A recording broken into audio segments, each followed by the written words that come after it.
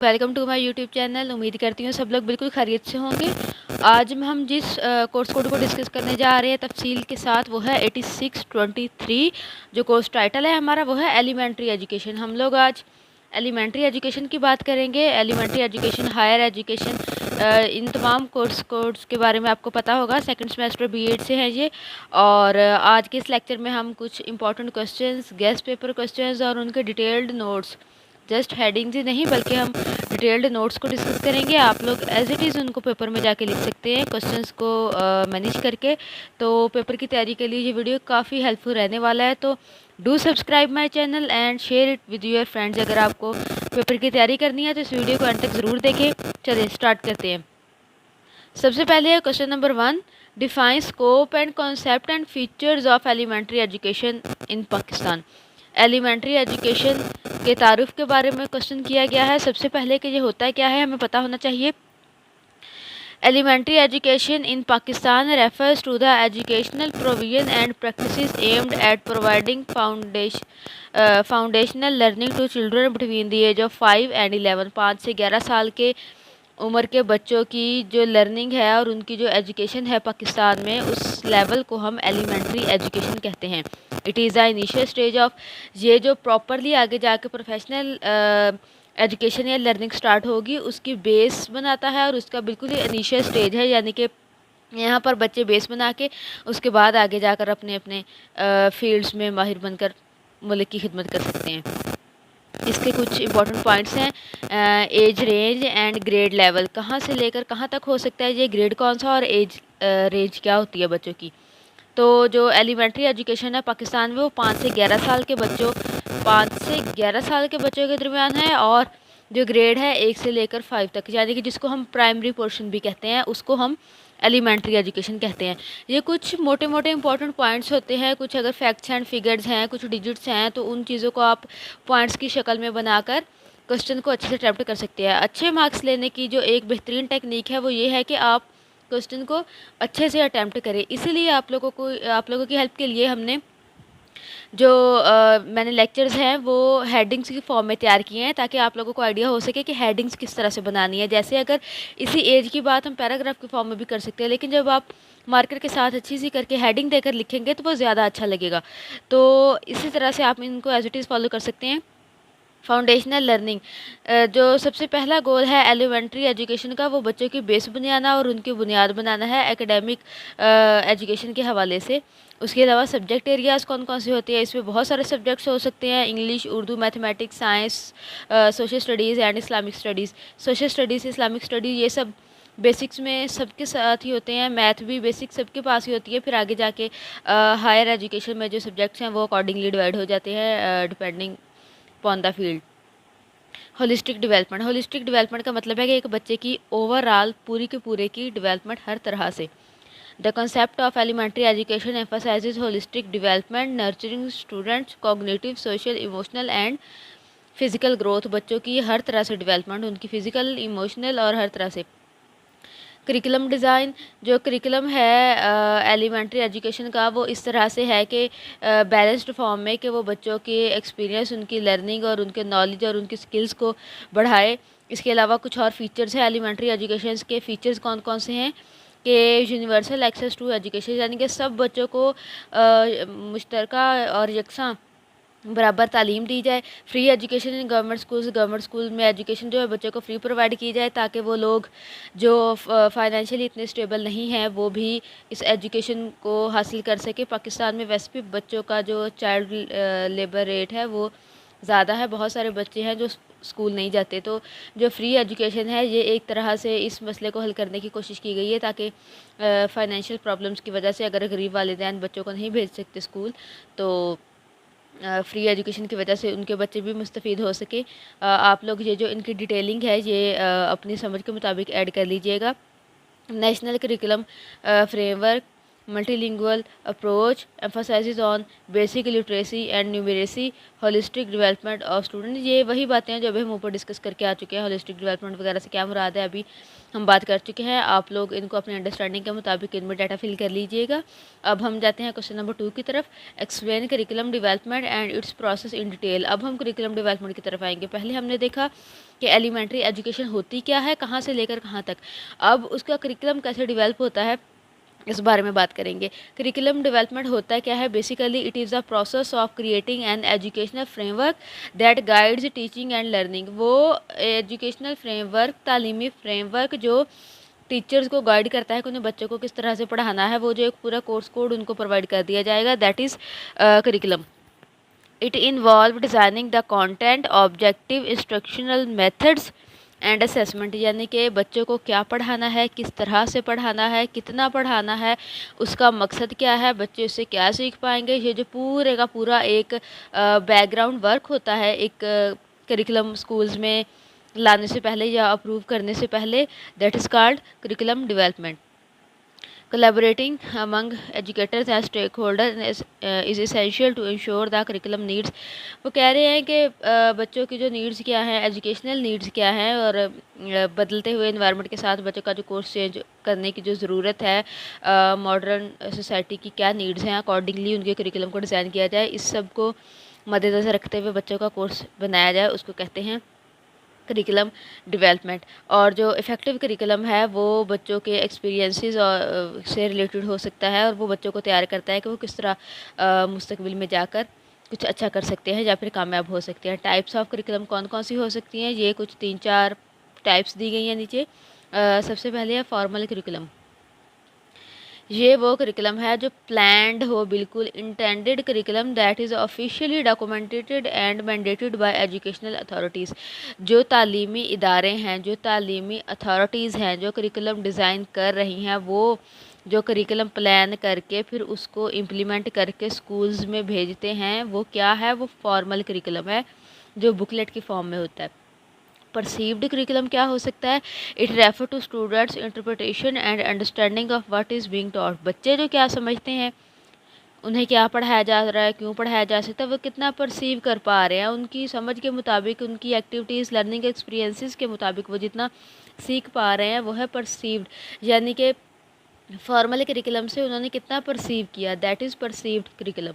Experimental curriculum हुआ, इसके नाम से जाहिर है कि जो The experimental curriculum involve innovative approach to teaching and learning. It explore new method and techniques। या टीचर्स पे टीचर्स खुद कौन कौन से मेथड एंड टेक्निक्स अडॉप्ट करके उस करिकुलम को डिलीवर करने की कोशिश करते हैं, जो उसको हम क्या कहते हैं? Experimental curriculum. यानी कि नाम से जाहिर है कि जो प्रैक्टिकली जो इम्प्लीमेंट किया जा रहा है वो है एक्सपेरिमेंटल करिकुलम। आप लोग इन लाइंस को अच्छे से पढ़ लीजिएगा। और आगे हम चलते हैं ऑब्जर्व्ड करिकुलम। ये भी नाम से जाहिर है। ऑब्जर्व्ड करिकुलम वो जो एक्चुअली देखा जाए, ऑब्ज़र्व किया जाए, क्लासरूम में जो डिलीवर किया जा रहा है, बच्चे जो सीख रहे हैं। It involves observing and documenting the instructional practices, activities and interaction between teachers and students as they engage with the curriculum. उनके दरमियान बॉन्डिंग किस तरह से है एक करिकुलम को डिलीवर करने से लेकर बच्चों के परसीव करने तक, वो सारी की सारी ऑब्जर्वेशन क्या कहलाती है? Observed curriculum, planned curriculum. It is a systematic design of the educational program. It involves the selection of specific objective content, instructional strategies and assessment that are intended to guide teaching and learning। बच्चों को सिखाने के लिए कौन कौन सी strategies follow करनी पड़ेंगी, कौन कौन सी असेसमेंट लेनी पड़ेंगी, सारी की सारी जो एक स्केच बनाया जाएगा, इसको क्या बोलेंगे? Planned curriculum. और उसके बाद है हिडन करिकुलम, हिडन, छुपा हुआ। It refer to unintended and implicit lessons and values that are learned through the overall school environment। यानी कि हर बात बोलकर नहीं बताई जा सकती। स्कूल का इन्वायरमेंट, टीचर्स का बिहेवियर, स्कूल का नज़्म ज़ब्त, स्कूल की जो बेसिक मॉरल वैल्यूज़ जो बच्चे एक दूसरे को देखकर एक स्कूल के इन्वायरमेंट से सीखते हैं, वो भी उनके करिकुलम का पार्ट है। बट यानी कि वो ये चीज़ें भी तो सीख रहे हैं ना सोसाइटी से। एक बच्चा जो स्कूल आ रहा है वो बहुत सारी चीज़ें पिक कर रहा है, उनके norms, beliefs, attitude and values, एक बच्चे से दूसरों में शिफ्ट हो रही होती हैं, तो जो वो स्कूल के माहौल से सीख रहे हैं वो है हिडन करिकुलम। इसके अलावा है करिकुलम डेवलपमेंट प्रोसेस। अभी तो हमने टाइप्स ऑफ करिकुलम देखा कि होती कौन कौन सी हैं। अगर हम करिकुलम डेवलपमेंट प्रोसेस की बात करें तो analysis of the situation. This involve analyzing the educational context, including the need and characteristics of learners, social expectations, available resources, and any constraints or challenge that may impact curriculum development. यानी कि curriculum को develop करने के कौन कौन से resources हैं, कौन कौन सी उससे एक्सपेक्टेशंस हैं, किस तरह से वो डिज़ाइन किया जाएगा, क्या उसका कॉन्टेक्स्ट होगा, ये सारे का सारा जो एनालिसिस है ये ज़रूरी है करिकुलम डेवलप करने के प्रोसेस का जो पहला स्टेप है। उसके बाद है सिलेक्शन ऑफ एम्स या गोल्स डिसाइड करना एक बहुत इंपॉर्टेंट चीज़ है कि आप जो करिकुलम अपने स्कूल्स में, अपने कंट्री के स्कूल्स में इम्प्लीमेंट करना चाह रहे हैं उसके वो क्या लेकर आएंगे, उनकी प्रोडक्टिविटी क्या होगी। वो जो बच्चे उस करिकुलम को रीड कर लेंगे, प्राइमरी एजुकेशन को ख़त्म कर चुकेंगे, तो उसके बाद उनकी शख्सियत में क्या तब्दीलियाँ आएंगी, वो क्या सीख पाएंगे। तो गोल क्या है आप जो करिकुलम पढ़ा रहे हैं इसका, बच्चों की बेस बनाना या जो भी, ये अथॉरिटीज़ का काम है जो डिसाइड कर रहे हैं कि वो उसके एम्स भी डिसाइड करें। सिलेक्शन ऑफ लर्निंग एक्सपीरियंस, वही बात कि बच्चे एक्सपेरिमेंटली क्या सीखेंगे, जो एक एजुकेशनल इंस्टीट्यूशन है वहाँ से वो क्या सीख पाएंगे। सिलेक्शन ऑफ कंटेंट, यानी कि जो कंटेंट है आपका करिकुलम का वो क्या होना चाहिए, कौन कौन से टॉपिक्स चूज़ होने चाहिए, वो ऐसे होने चाहिए कि बच्चों की प्रैक्टिकल लर्निंग में वो हेल्पफुल रह सके, उनकी ग्रूमिंग एंड ग्रोइंग में हेल्पफुल रह सकें। फिर ऑर्गेनाइजेशन ऑफ कंटेंट, जो कंटेंट आपने डिसाइड कर लिया कि ये हमें करिकुलम का पार्ट बनाना है, ये चीज़ें आउटडेटेड हो चुकी हैं हमें निकालनी है, उन सबको ऑर्गेनाइज कर किया जाए।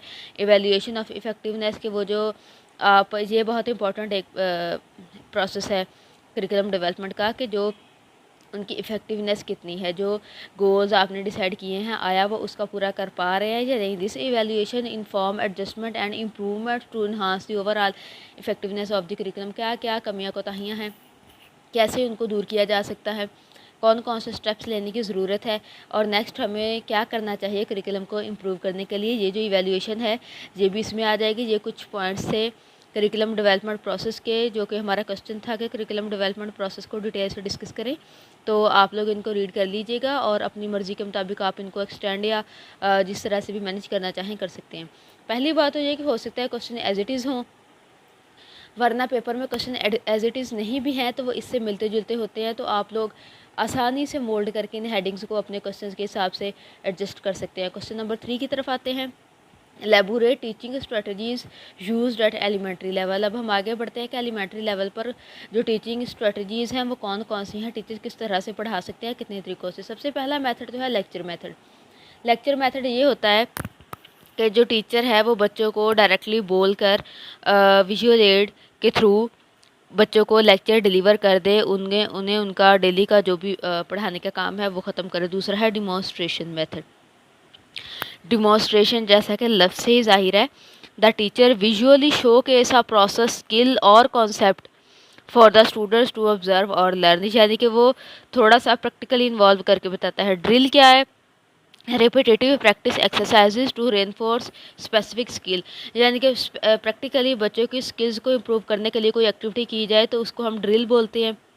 ये भी टीचिंग मेथड में आ जाता है। उसके बाद प्रोजेक्ट बेस्ड लर्निंग है, बच्चों को कोई प्रोजेक्ट दिया जाए रियल वर्ल्ड प्रॉब्लम से रिलेटेड और कहा जाए कि इसका सलूशन प्रपोज करें और बच्चे अपनी समझ बूझ के मुताबिक उसका कोई हल लेकर आएँ और क्लास के सामने प्रेजेंट करें। तो ये भी लर्निंग का एक बहुत अच्छा और बहुत ही कारआमद तरीका है। प्रॉब्लम सॉल्विंग, बच्चों की क्रिटिकल थिंकिंग को इन्हांस करके प्रॉब्लम सॉल्विंग एबिलिटीज़ की तरफ आया जाए और उनको खुद प्रॉब्लम सॉल्व करने के लिए दिए जाएँ जिससे उनकी मेंटल जॉगिंग हो और वो सीखें।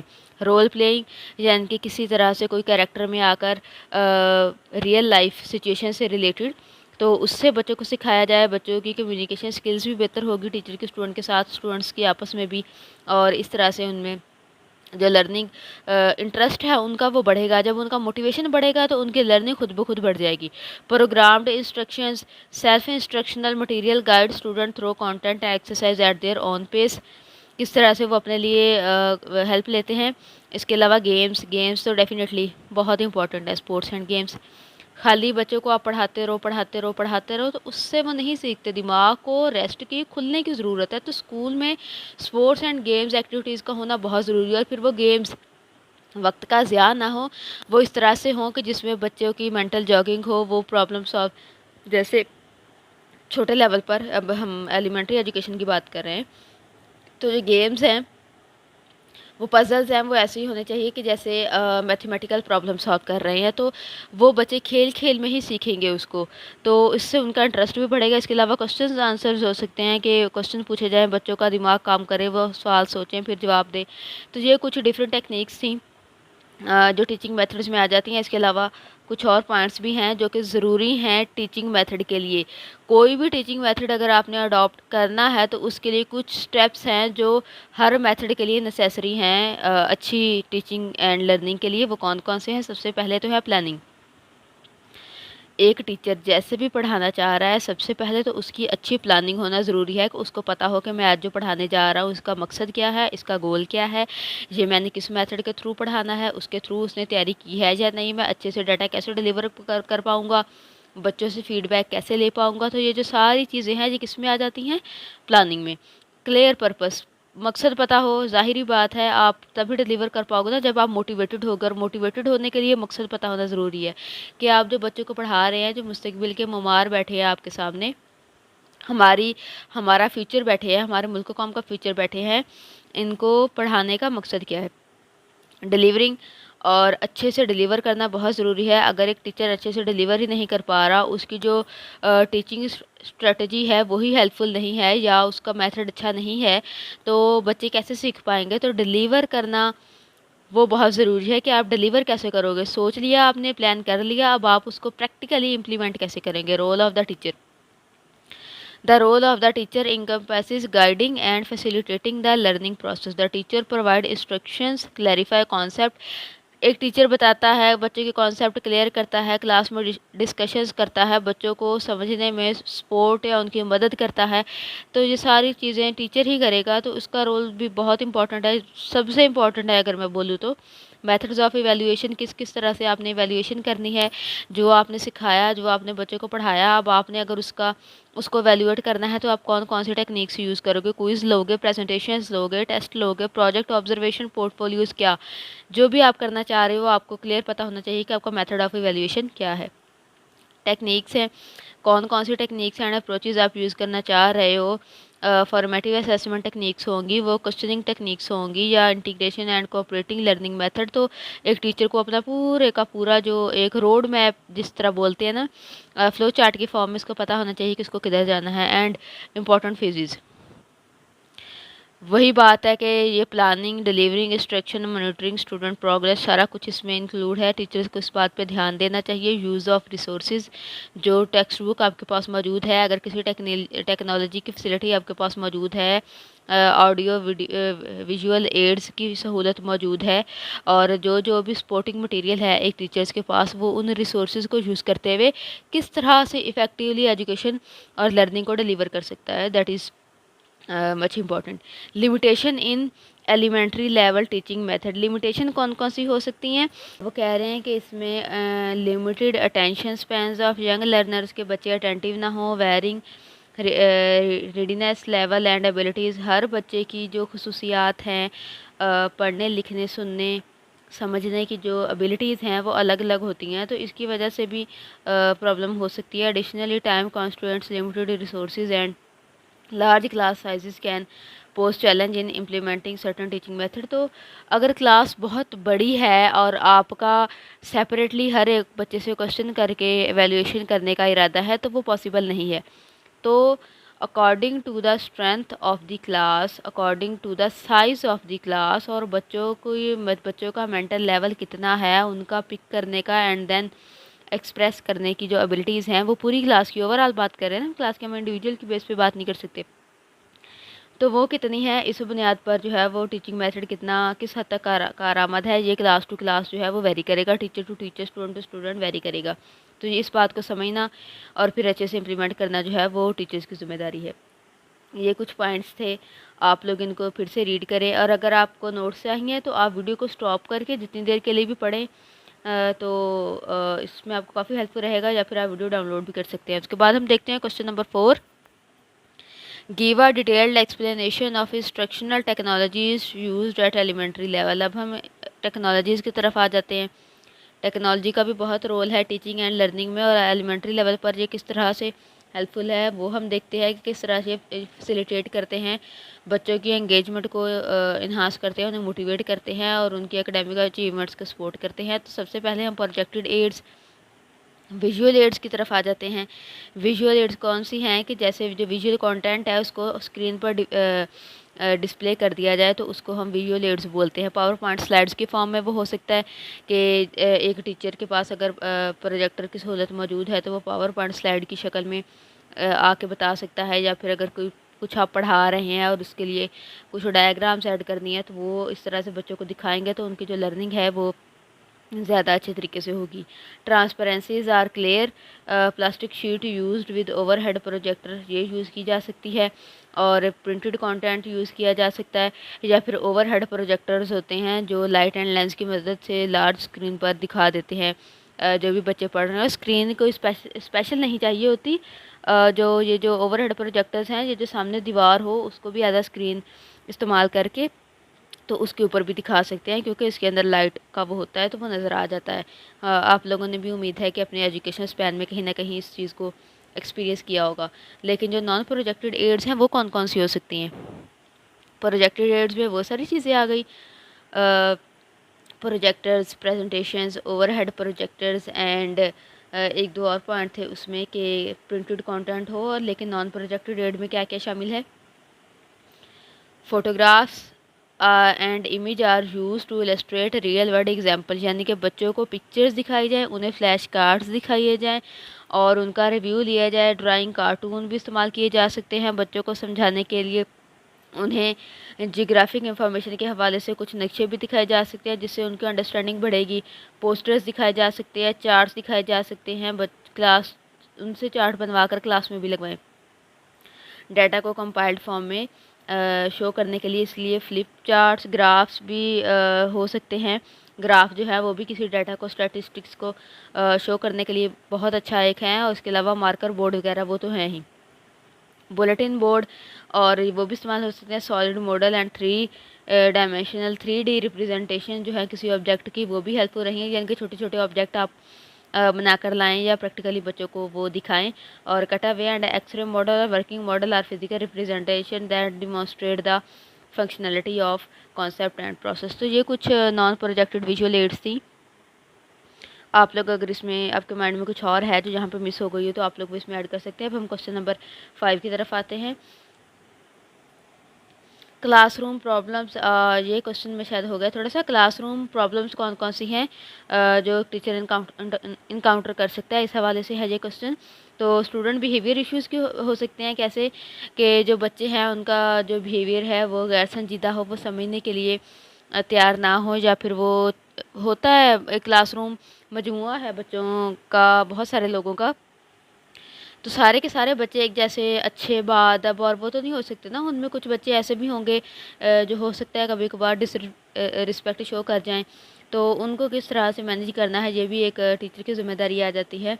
उसके अलावा इनअटेंटिवनेस हो सकती है कि बच्चे सीरियस ही नहीं है समझने के लिए, वो उन्होंने अपना उधम मचा रखा है, तो ये भी एक प्रॉब्लम है। स्टूडेंट के बिहेवियर के हवाले से बुली कर सकते हैं, वो एक दूसरे का ख्याल ना करें और अग्रेसिवनेस आए फिर उससे बच्चों में। एंड लैक ऑफ पार्टिसिपेशन, बच्चे अगर क्लास में पार्टिसिपेट नहीं करेंगे, क्वेश्चन आंसर नहीं करेंगे, बातों को सीखने की कोशिश नहीं करेंगे, तो इससे उनकी लर्निंग बेहतर नहीं होगी। तो क्लास पार्टिसिपेशन जो है वो एक बहुत ही इंपॉर्टेंट एस्पेक्ट है। ये इशू भी टीचर्स को फेस करना पड़ सकता है। इसके बाद है क्लासरूम मैनेजमेंट चैलेंजेस। क्लासरूम को मैनेज करने के कौन कौन से चैलेंजेस है? Allocating and managing time effectively for different activities and lessons. अगर टीचर ने बहुत सारी चीज़ें प्लान कर रखी हैं और जो क्लास है वो है सिर्फ आधे घंटे की, तो ज़ाहिर है टाइम मैनेज नहीं होगा। तो टाइम मैनेजमेंट बहुत इंपॉर्टेंट पॉइंट है। क्लासरूम को ऑर्गेनाइज कैसे करना है, किस तरह से चीज़ों को लेकर चलना है, वो बहुत ज़रूरी है। नॉइज़ को किस तरह से कंट्रोल करना है, बच्चे हैं शोर तो करेंगे ही, तो अगर एक teacher he out of control हो जाएगा, अग्रेसिव हो जाएगा, तो ऐसे तो नहीं ना चलेगा। तो टीचर के बहुत ही पेशेंस के साथ जो है वो किस तरह से सिचुएशन को डील करना है, ट्रांजिशन बिटवीन एक्टिविटीज़ और ये सब कुछ टीचर ने कैसे मैनेज करना है उसमें आ जाएगा। उसके बाद है डिफरेंशियल इंस्ट्रक्शंस। डिफरेंशियल इंस्ट्रक्शन से क्या मुराद है, हर बच्चे का जो सीखने का स्टाइल है वो अलग है, क्लासरूम में उसका बिहेवियर अलग है क्योंकि वो डिफरेंट बैकग्राउंड से आया है। हर किसी का अपना एक फैमिली सिस्टम है, फिर उस हिसाब से उनके बिहेवियर बनते हैं, तो वो चीज़ें भी आ जाएंगी इसमें। इसके अलावा लिमिटेड रिसोर्सेज हैं कि जो मटेरियल है वो हमारे यहाँ माशाल्लाह से एजुकेशन का जो बजट है वो इतना नहीं है कि वो सपोर्ट कर सके इस हवाले से, तो ये सब चीज़ें भी इसमें आ जाती हैं। असेसिंग इंडिविजुअल प्रोग्रेस, हर एक बच्चे की अलग से प्रोग्रेस कैसी है, फिर उस हिसाब से प्लानिंग करना, तो ये भी एक प्रॉब्लम है। इसके अलावा स्टूडेंट एंगेजमेंट में लैक ऑफ मोटिवेशन है। बच्चे तब अटेंटिव होकर सीखने के लिए कोशिश करेंगे जब वो मोटिवेटेड होंगे, तो बच्चों का मोटिवेटेड होना बहुत ज़रूरी है इस हवाले से। तो एंड वेरिंग अटेंशन स्पैन, हर किसी की अटेंटिवनेस जो है वो अलग अलग है, लिमिटेड इंटरेस्ट है। तो इन सब चीज़ों को बेहतर बनाने के लिए एक टीचर को ज़रूरी है कि पहले वो बच्चों के साथ अच्छी बॉन्डिंग डेवलप करके फिर उनको मोटिवेट करे उस सब्जेक्ट को लर्न करने के लिए।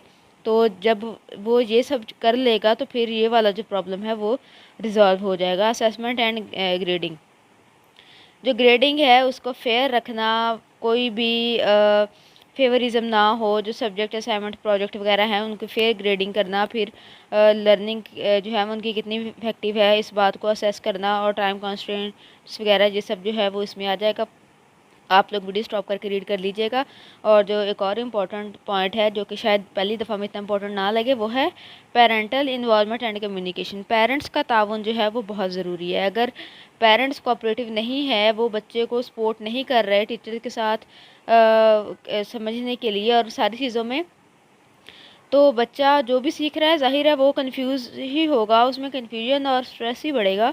तो लिमिटेड पेरेंटल इन्वॉल्वमेंट जो है वो हमारे यहाँ पाकिस्तान के बहुत से छोटे सिटीज़ और स्पेशली गांव के स्कूलों में बच्चों को फेंक ही देते हैं माँ बाप के पास, जी अब आप ही करो जो करना है। तो कुछ रोल उनका भी बनता है कि घर पे बच्चों का जो ज़हनी तौर पर उनको रिलैक्स रखा जाए, बच्चों को अपने घरेलू मसाइल में ना उलझाया जाए, उनको मोटिवेट अगर हैं तो उन्हें इस मामले में सपोर्ट किया जाए। जो सब्जेक्ट बच्चे पढ़ना चाह रहे हैं उनकी बात को समझ कर उनको सपोर्ट किया जाए। घर पर बच्चों को काम करवाने के लिए थोड़ी सी उन पर गौर किया जाए। एग्ज़ाम्स की तैयारी बच्चों ने घर से करके आनी है, तो ये सारी चीज़ें जो हैं वो पेरेंट्स ही करवा सकते हैं। तो एक टीचर घर में जाकर तो बच्चे का घर का माहौल सेट नहीं ना कर सकता, तो वो ड्यूटी तो पेरेंट्स की है। अगर बच्चा घर के माहौल की वजह से मेंटली तौर पर डिस्टर्ब है, तो उससे उसकी जो प्रोग्रेस है वो डेफिनेटली मुतासर होगी। और इसके अलावा उनको पेरेंट्स को टीचर्स के साथ कोऑपरेट करना चाहिए अपने बच्चे की ग्रूमिंग एंड लर्निंग के लिए। तो कम्युनिकेशन चैलेंजेस भी आ जाते हैं इसमें, कि जो लैंग्वेज बैरियर की वो बात कर रहे हैं कि जैसे अगर माँ बाप बेचारे अनपढ़ हैं तो वो कैसे समझेंगे, और टेक्नोलॉजी के बारे में वो अवेयर नहीं है। तो ये सारी जो चीज़ें हैं ना, ये भी बाज़ दफ़ा प्रॉब्लम जो है वो काज कर देती हैं। यहाँ तक अभी हम एक वीडियो ही रखते हैं अपनी। क्वेश्चन नंबर टोटल जो क्वेश्चंस हैं वो 11 हैं, हमने क्वेश्चन 5 डिस्कस किए हैं और उम्मीद है आप लोगों को इसकी समझ आई होगी। तो